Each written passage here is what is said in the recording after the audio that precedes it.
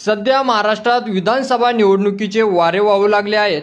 महाविकास आघाडीचे जागा वाटप झाले नसले तरी काही ठिकाणी उमेदवार निश्चित करण्यास सुरुवात झालेली आहे।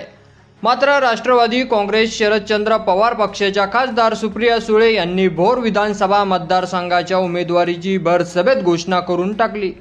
आमचं ठरलं असं म्हणत सुप्रिया सुळे यांनी एकच वादा संग्रामदादा अशा घोषणेसह थेट उमेदवारच जाहीर केलेला आहे। काँग्रेसचे भोर मतदारसंघातील विद्यमान आमदार संग्राम थोपटे यांची उमेदवारी सुळेंनी घोषित केलेली आहे।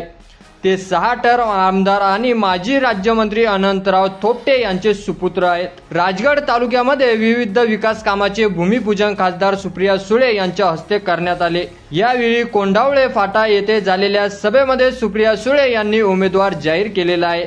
त्यामुळे कार्यकर्त्यांमध्ये उत्साहाचे वातावरण पाहायला मिळत आहे। त्यामुळे काँग्रेसकडून उमेदवाराबाबत कोणतीही घोषणा झाली नसली तरी काँग्रेसने आम्हाला विचारलं तर विधानसभा मतदारसंघाबाबत आमचं ठरलं असं म्हणत सुप्रिया सुळे यांनी आमदार संग्राम थोपटे यांचे नाव जाहीर केलेले आहे। याशिवाय भोर विधानसभा मतदारसंघातून उमेदवारीसाठी एकच अर्ज केल्याचे कार्यकर्त्यांनी सांगितलं। त्यामुळे आता विषय संपला असं म्हणत सुप्रिया सुळे यांनी अनुमोदन दिले आहे।